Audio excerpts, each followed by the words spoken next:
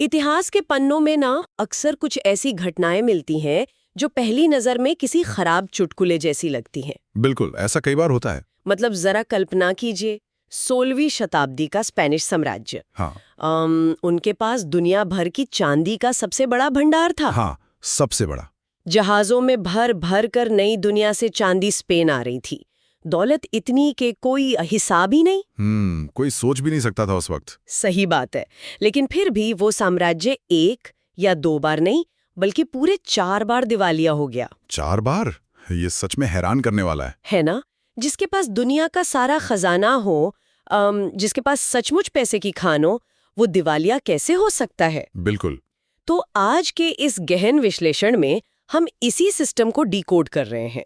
आज हम ए खटाना की research the super power expiry framework. हाँ, the super power expiry framework, systems of imperial decline के जरिए उस गणितीय समीकरण को समझने की कोशिश करेंगे जो दुनिया की सबसे बड़ी और अजेय दिखने वाली महाशक्तियों को जमीन पर लापटकता है। यहाँ सबसे हैरान करने वाली बात यह है कि ये फ्रेमवर्क सिर्फ राजाओं या पुराने नक्शों तक सीमित नहीं है। अच्छा? हाँ, ये सिर्फ भू राजनीति नहीं है। ये एक ऐसा सिस्टमैटिक मॉडल है जो हमें बताता है कि कैसे कोई भी व्यवस्था, चाहे वो एक देश की अर्थव्यवस्था हो, कोई बहुत बड़ी कंपनी हो या फिर हमारे अपने जीवन का रोजमर्रा का काम हो, मतलब पर्सनल लेवल पर भी। बिल्कुल, जब कोई भी सिस्टम एक खास गणितीय सीमा को पार करता है ना, तो उसका ढेमा तय हो जाता है। स्पेन का दिवालिया होना कोई ऐतिहासिक दुर्घटना नहीं थी, वो एक सिस्टम का गणितीय परिणाम था। चलिए इसे थोड़ा बारीकी से समझते हैं। सीधे उस मूल कारण पर आते हैं जहां से ये सब शुरू होता है। हाँ, ठीक है। स्रोत में इसे बिग साइकिल या महाचक्र कहा गया है। या चक्र तब शुरू होता है जब किसी भी साम्राज्य का सैन्य विस्तार यानी उसकी सेना का फैलाव उसकी अपनी उत्पादन क्षमता से बहुत आगे निकल जाता है। हाँ, जब खर्च कमाई से ज्यादा हो जाए। बिल्कुल सीधा सा गणित है। जब कमाई कम है और दुनिया भर में अपनी धाक जमाने पर खर्च ज्यादा हो रहा है तो घाटा तो होगा ही। जाहिर सी बात है। लेकिन कोई भी महाशक्ति ये घाटा सहने को तैयार नहीं होती, तो वे कर्ज लेते हैं। और जब कर्ज बहुत ज्यादा हो जाता है तब एक बहुत ही खतरनाक उपकरण का इस्तेमाल किया जाता है, मुद्रा का अवमूल्यन, जिसे करेंसी डिबेसमेंट कहते हैं। और यहीं से उस पतन की उल्टी गिनती शुरू होती है। अगर हम स्पेन का उदाहरण वापस लेना, हाँ बताइए। तो वहां की सरकार के पास जब अपनी बड़ी बड़ी सेनाओं का खर्च उठाने के लिए असली चांदी कम पड़ने लगी, तो उन्होंने एक चालाकी की। क्या किया उन्होंने? उन्होंने चांदी के सिक्कों को पिघलाकर उसमें तांबा मिलाना शुरू कर दिया। अरे बाप रे। हाँ, इससे रातों रात सरकार के पास सिक्कों की संख्या तो दोगुनी हो गई। और उन्होंने अपनी सेनाओं को वो तांबे मिले हुए सिक्के बांट दिए। लेकिन बाजार तो बेवकूफ नहीं होता ना। बिल्कुल नहीं।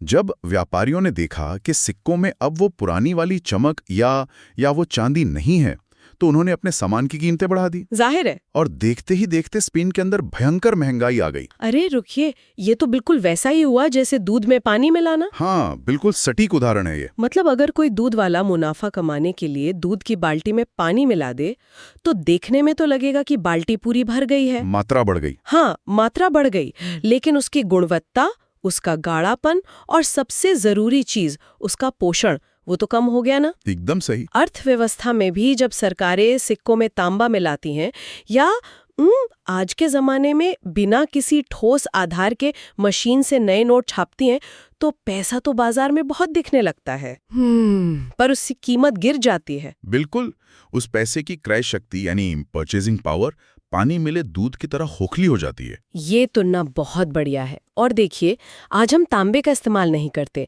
हम कंप्यूटर पर बस कुछ जीरो बढ़ा देते हैं। हाँ, डिजिटल मनी का जमाना है। स्रोत में एक बहुत ही गंभीर आंकड़ा दिया गया है जो इस दूध और पानी वाले तंत्र को हमारी आधुनिक दुनिया से जोड़ता है। कौन सा आंकड़ा? 1971 का वो ऐतिहासिक पल जब अमेरिका ने अपनी गोल्ड विंडो बंद कर दी थी। थोड़ा यहाँ रुकते हैं। कई लोगों ने शायद ये गोल्ड विंडो के बारे में सुना तो होगा, लेकिन ये असल में काम कैसे करती थी? अच्छा सवाल है। और इसे बंद करना इतना विनाशकारी क्यों साबित हुआ? देखिए, 1971 से पहले एक अंतर्राष्ट्रीय समझौता था जिसे ब्रेटन वुड्स कहा जाता था। इसके तहत अमेरिकी डॉलर की एक तय कीमत थी जो सीधे सोने से जुड़ी थी। डॉलर एक तरह से सोने की रसीद थी। मतलब $1 बराबर कुछ तय मात्रा में सोना। हाँ, अगर आपके पास $35 थे तो आप अमेरिकी खजाने से 1 औंस सोना ले सकते थे। अच्छा, तो ये एक गारंटी थी। बिल्कुल। इसका मतलब था कि अमेरिकी सरकार उतने ही डॉलर छाप सकती थी जितना उनके पास तिजोरी में सोना रखा था। एक तरह का अनुशासन था सरकार पर। लेकिन फिर वियतनाम युद्ध हुआ। सही पकड़ा। वियतनाम युद्ध के दौरान अमेरिका का खर्च इतना बढ़ गया कि उनके पास डॉलर बहुत हो गया और सोना कम पड़ने लगा। तो अनुपात बिगड़ गया। एकदम बिगड़ गया। और जब दूसरे देशों को डर लगा और उन्होंने अपने डॉलर देकर वापस सोना मांगना शुरू किया, तो अमेरिका ने क्या किया? 1971 में राष्ट्रपति निक्सन ने कह दिया कि अब हम डॉलर के बदले सोना नहीं देंगे। इसी को गोल्ड विंडो बंद करना कहते हैं। तो मतलब उन्होंने सोने का बैकिंग ही हटा दिया। हाँ, पूरा अनुशासन खत्म हो गया। अब सरकार जितना चाहे पैसा छाप सकती थी, बिना किसी लिमिट के। बिना किसी लिमिट के। और नतीजा?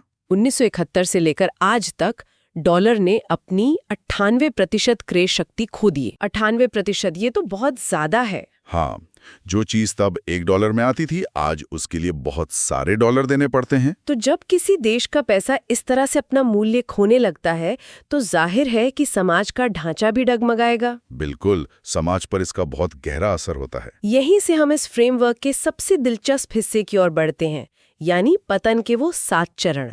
उन स्रोत बताता है कि सैन्य विस्तार, संसाधनों के गलत इस्तेमाल, मुद्रा के अवमूल्यन और कर्ज के जाल के बाद एक स्टेज आती है।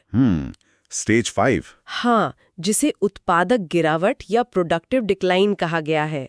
ये वो स्थिति है जहां एक महाशक्ति खुद चीजें बनाना ही बंद कर देती है। और इस 5वें चरण का जो मनोविज्ञान है ना, वो बहुत ही गहरा और हैरान करने वाला है। ऐसा क्यों? इसे स्रोत में उपभोग का जाल या कंजम्पशन ट्रैप कहा गया है। होता यह है कि जब कोई साम्राज्य अपने चरम पर होता है और उसकी मुद्रा पूरी दुनिया में हावी होती है, जैसे आज डॉलर है। बिल्कुल, तो उनके लिए बाहर के देशों से सामान खरीदना बहुत सस्ता हो जाता है। लॉजिकल है। लेकिन इससे समाज में एक बदलाव आता है। शारीरिक श्रम करने, कारखाने चलाने या अपने हाथ से चीजें बनाने को निम्न स्तर का या छोटे लोगों का काम माना जाने लगता है। मतलब मेहनत करने की इज्जत खत्म हो जाती है। हाँ, एक आम नागरिक ये देखता है कि कारखाने में पसीना बहाने से बेहतर है कि विदेशों से सस्ता सामान मंगाया जाए और उसे बस यहाँ बेचा जाए। मेहनत करने की संस्कृति ही गायब हो जाती है। यहाँ बात सच में बहुत दिलचस्प हो जाती है। लेकिन यहाँ एक बात मेरे गले नहीं उतर रही। बताइए क्या? मतलब अगर मैं बहुत अमीर हूँ, मेरी करेंसी बहुत मजबूत है, तो मैं अपना सारा काम आउटसोर्स क्यों ना करूँ? इसमें बुराई क्या है? अच्छा, आप आज की कंपनियों का सोच रही हैं? हाँ, आज की बड़ी बड़ी टेक कंपनियां भी तो यही करती हैं ना। वो डिजाइन अपने पास रखती हैं और उत्पादन कहीं और किसी दूसरे देश में कराती हैं। बिल्कुल। अगर कोई देश दुनिया भर से सब कुछ आसानी से खरीद सकता है, तो उन्हें खुद फैक्ट्रियां लगाने की क्या जरूरत है? बाहर से देखने पर यह बहुत तार्किक लगता है, लेकिन यही वो भ्रम है जो अंततः बड़ी बड़ी अर्थव्यवस्थाओं को ले डूबता है। कैसे? जब कोई देश हर चीज के लिए आयात पर निर्भर हो जाता है, तो वो एक गेट कीपर अर्थव्यवस्था बन जाता है। गेट कीपर अर्थव्यवस्था मतलब पैसा दरवाजे से अंदर आता है और विदेशी सामान का बिल चुकाने के लिए तुरंत पीछे के दरवाजे से बाहर चला जाता है। देश के अंदर कोई वास्तविक संपत्ति पैदा ही नहीं हो रही होती है। ओह, तो पैसा रुकता ही नहीं है। बिल्कुल नहीं रुकता। स्रोत में एक बहुत ही खास आंकड़े का जिक्र है, 122% से ज्यादा का कर्ज से जीडीपी अनुपात, जिसे डेट टू जीडीपी रेशियो कहते हैं।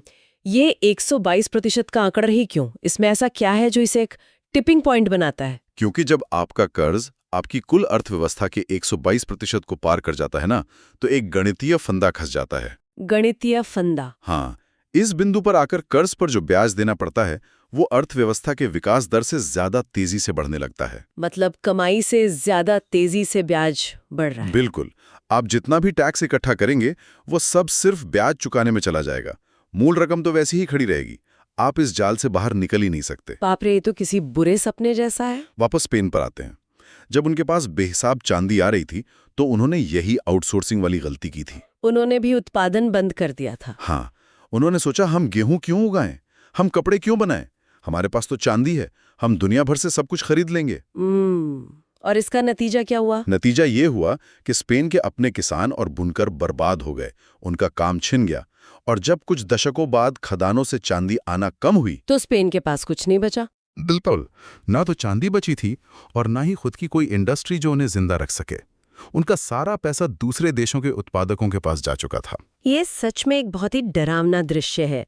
ये देखना कि कैसे अत्यधिक अमीरी ही आपकी काम करने की क्षमता को पंगु बना देती है। एकदम सही शब्द इस्तेमाल किया आपने, पंगु बना देती है। लेकिन अगर ये सड़ांध अंदर ही अंदर फैल रही है तो इन महाशक्तियों के नेताओं को ये दिखाई क्यों नहीं देता? वो देखना ही नहीं चाहते। मतलब वे ये क्यों नहीं कहते कि चलो अब हम दुनिया के ठेकेदार नहीं बनेंगे, अपनी सेना वापस बुलाते हैं और अपने देश को सुधारते हैं? क्योंकि सत्ता और वैश्विक प्रभुत्व का जो नशा है ना, वो आसानी से नहीं छूटता। इसी वजह से स्रोत में से शक्ति का अदृश्य विनाश या इनविजिबल इरेजर ऑफ पावर कहा गया है। अदृश्य विनाश। हाँ, ये कोई हॉलीवुड फिल्म नहीं है जहां एक बड़ा युद्ध होगा और साम्राज्य रातों रात खत्म हो जाएगा। तो फिर पतन कैसे होता है? रक्षा देने के जो वादे किए होते हैं वे उनमें बुरी तरह उलझ चुकी होती हैं। वो पीछे नहीं हट सकते। बिल्कुल, वे पीछे हटेंगे तो उनके सहयोगी उन पर भरोसा करना छोड़ देंगे। इस डर से वे अंदर से खोखले होने के बावजूद बाहर से अपनी ताकत का दिखावा करते रहते हैं। अगर हम इसे बड़े परिप्रेक्ष्य से जोड़कर देखें तो इतिहास में इसके क्या कोई ठोस उदाहरण है जहां बिना किसी हार के कोई महाशक्ति सिर्फ इसी आर्थिक खोखलेपन की वजह से ढह गई हो? सबसे बेहतरीन उदाहरण ब्रिटिश साम्राज्य का है, जिसके बारे में कहते थे कि वहां कभी सूरज नहीं डूबता। बिल्कुल वही। उन्होंने पहला विश्व युद्ध जीता, हाँ, उन्होंने दूसरा विश्व युद्ध भी जीता। दुनिया की नजर में वे एक अजेय विजेता थे।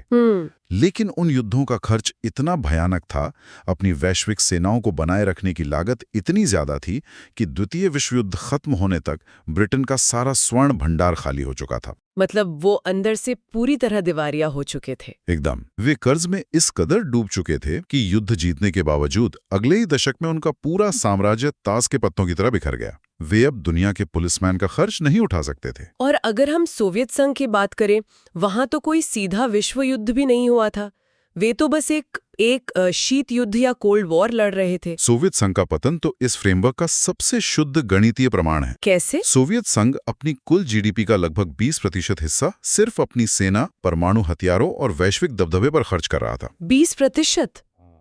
एक अर्थव्यवस्था का 5वां हिस्सा? हाँ, आप अपनी अर्थव्यवस्था का इतना बड़ा हिस्सा सिर्फ हथियारों पर झोंक रहे हैं, जबकि आपके आम लोग बुनियादी चीजों के लिए ब्रेड और दूध के लिए लाइन में लगे हैं। ये तो टिकने वाला मॉडल था ही नहीं। बिल्कुल नहीं। बिना कोई गोली चले, बिना किसी बाहरी सेना के मॉस्को में घुसे, वो सिस्टम अपने ही आर्थिक वजन और कर्ज के नीचे दबकर ढह गया। तो असली लड़ाई हथियारों की नहीं, अर्थशास्त्र की थी। बिल्कुल। सबसे बड़ा तनाव यही होता है। एक तरफ दुनिया भर में अपनी धाक और प्रभुत्व बनाए रखने की जिद, और दूसरी तरफ उस सेना को पालने की लगातार बढ़ती हुई कीमत। तो इसका समाधान क्या है? इसका एकमात्र समाधान यही होता है कि कोई देश वैश्विक पुलिसिंग को छोड़कर अपने घरेलू उत्पादन को बढ़ाने और राजकोषीय अनुशासन पर ध्यान दे। लेकिन अहंकार आमतौर पर ऐसा होने नहीं देता। बिल्कुल सही कहा आपने। अहंकार सबसे बड़ी रुकावट है। तो आखिर इस सब का मतलब क्या है? अगर हम इस पूरे एक्सपायरी फ्रेमवर्क को भू राजनीति से निकालकर थोड़ा अपने दैनिक जीवन के करीब लाएं, तो ये हमें क्या सिखाता है? स्रोत ये भी दावा करता है कि ये ढांचा सिर्फ देशों पर नहीं, कंपनियों और इंसानों पर भी लागू होता है। अगर मैं इसे व्यक्तिगत विकास या पर्सनल डेवलपमेंट के नजरिए से देखूं, हाँ बताइए। तो ये जो सैन्य विस्तार है, ये बिल्कुल वैसा ही है जैसे हम अपने जीवन में बिना सोचे समझे जिम्मेदारियां बढ़ाते जाते हैं। बहुत सही तुलना है। मतलब ऑफिस में कोई नया प्रोजेक्ट ले लिया, साइड में कोई नया बिजनेस शुरू कर दिया, सोशल कमिटमेंट्स भी बढ़ा लिए। हम अपनी ऊर्जा का फैलाव तो कर रहे हैं, लेकिन रिकवरी का समय नहीं है। बिल्कुल। हम आराम करने, नई चीजें सीखने या अपने स्वास्थ्य पर ध्यान देने पर समय नहीं लगा रहे, जिसे हम इस फ्रेमवर्क की भाषा में उत्पादन कह सकते हैं। एकदम सटीक। जब बाहर जाने वाली ऊर्जा हमारे अंदर बनने वाली ऊर्जा से ज्यादा हो जाती है, तो शरीर का सिस्टम भी दिवालिया हो जाता है, जिससे हम आजकल बर्नआउट कहते हैं। वाह, ये बहुत ही शानदार तरीके से समझाया आपने। और अगर इसी सिद्धांत को हम व्यापार या बिजनेस की दुनिया पर लागू करें ना, तो वहां भी ऐसा ही होता है। बिल्कुल, वहां भी यही नियम काम करता है। कई बार हम देखते हैं कि कुछ स्टार्टअप्स या कंपनियां बहुत तेजी से अपना विस्तार करती हैं। हाँ, हर दूसरे शहर में ऑफिस खोल लेते हैं। वे एक साथ 10 नए देशों में ऑफिस खोल देते हैं, अंधाधुंध लोगों को नौकरी पर रखते हैं। उनका पूरा ध्यान अपने अपने उस साम्राज्य को बड़ा दिखाने पर होता है। शो ऑफ चलता रहता है। हाँ, लेकिन इस दिखावे के चक्कर में वे अपने मुख्य उत्पाद, अपने कोर प्रोडक्ट को बेहतर बनाना भूल जाते हैं, जो असल में उनकी ताकत थी। वही तो। इस स्थिति में उनका ये तेज विस्तार कोई उपलब्धि नहीं बल्कि एक संगठनात्मक ऋण या ऑर्गेनाइजेशनल डेट बन जाता है। और फिर क्या होता है? उनका प्रोडक्ट कमजोर हो जाता है, खर्च आसमान छूने लगते हैं और अंततः कंपनी दिवालिया हो जाती है। मतलब चाहे देश हो, कंपनी हो या इंसान, अगर खर्च और उत्पादन के बीच का संतुलन बिगड़ा तो पतन तय है। कोई बच नहीं सकता इससे। लेकिन इस पूरी पतन की प्रक्रिया में जब कोई देश या कंपनी नीचे गिर रही होती है तो एक आखिरी चीज है जो पूरी तरह से टूट जाती है, और वो है विश्वास। इससे एक बहुत ही महत्वपूर्ण सवाल खड़ा होता है। विश्वास ही वो अंतिम धागा है जो किसी भी व्यवस्था को जोड़े रखता है। इस फ्रेमवर्क के अनुसार विश्वास ही असली और अंतिम मुद्रा है, अल्टीमेट करेंसी। तो ये टूटता कैसे है? जब किसी देश की मुद्रा का लगातार अवमूल्यन होता है, जब वो कर्ज के उस 122% वाले फंदे में फंस जाता है ना, हाँ। तो बाकी दुनिया अंधी नहीं होती। वो चुपचाप ये तमाशा देख रही होती है। जो सहयोगी देश होते हैं और जो विरोधी होते हैं, वे उस कमजोर हो रही महाशक्ति के संकल्प का परीक्षण करने लगते हैं। वो चेक करते हैं कि इनमें कितना दम बचा है। बिल्कुल। वे देखते हैं कि क्या अब भी इनमें वो बात है, और जब उन्हें महसूस होता है कि ये महाशक्ति अब अंदर से खोखली हो चुकी है, तो वो धीरे धीरे उसकी मुद्रा से, उसकी रिजर्व करेंसी से किनारा करने लगते हैं। और रिजर्व करेंसी से दूर जाने का मतलब है कि दुनिया के बाकी देश अब उस कमजोर देश की मुद्रा में अपना व्यापार करना बंद कर देते हैं। एकदम सही। वे अपना सोना या अपना तेल बेचने के लिए उस मुद्रा को लेना बंद कर देते हैं, क्योंकि उन्हें पता है कि उसकी कोई कीमत नहीं बची है, वो तो पानी मिला हुआ दूध है। बिल्कुल। और जैसे ही ये विश्वास टूटता है और रिजर्व करेंसी का दर्जा छिनता है, तब शुरू होता है स्टेज 6। अच्छा, स्टेज 6 क्या है? इसे स्रोत में सामाजिक पतन या सोशल डिके कहा गया है। जब पैसा काम करना बंद कर देता है तो देश के अंदर अपराध बढ़ने लगते हैं, संस्थाएं विफल होने लगती हैं। समाज में ही आपस में टकराव शुरू हो जाता है। हाँ, समाज आपस में ही लड़ने लगता है। और इसके बाद उस 7वें और अंतिम चरण यानी पूर्ण पतन को आने में ज्यादा समय नहीं लगता। आज की इस चर्चा ने तो सच में इतिहास और अर्थशास्त्र को देखने का नजरिया ही बदल दिया है। ये फ्रेमवर्क है ही इतना शक्तिशाली। हमने देखा कि कैसे 16वीं सदी में स्पेन के पास चांदी का पहाड़ होने के बावजूद उन्होंने काम करना छोड़ दिया और दिवालिया हो गए। हमने 1971 के उस ऐतिहासिक गोल्ड विंडो के बंद होने को समझा, जिसने दुनिया भर में पैसे की असल कीमत को उस पानी में मिलाए गए दूध की तरह खोखला कर दिया। और हमने उन 7 चरणों को डिकोड किया जो उपभोग के जाल से शुरू होकर सामाजिक पतन तक जाते हैं। ये फ्रेमवर्क हमें याद दिलाता है कि कोई भी देश, कंपनी या व्यक्ति इस गणितीय सच्चाई से बच नहीं सकता। मैं सहमत हूं। और इस विश्लेषण के अंत में स्रोत सामग्री से कुछ ऐसे गहरे सवाल उभर कर आते हैं जिन पर विचार करना बहुत जरूरी है। वो सवाल क्या है? पहला सवाल, जब किसी समाज की मानसिकता पूरी तरह से बदल जाती है, जब वे मेहनत करने और उत्पादन करने के बजाय हर चीज के लिए दूसरों पर निर्भर हो जाते हैं, हाँ? तो क्या कोई महाशक्ति उस स्टेज 5 यानी उत्पादक गिरावट की गहरी नींद से जागकर वापस लौट सकती है? क्या एक बार कामचोर हो चुका समाज फिर से अपना वर्क एथिक वापस पा सकता है? ये एक बहुत ही मुश्किल सवाल है, क्योंकि इतिहास में इसके उदाहरण बहुत ही कम हैं जहां कोई इस ढलान से फिसलने के बाद वापस ऊपर चढ़ पाया हो। सही कहा। और दूसरा सबसे बड़ा वैचारिक सवाल, बताइए।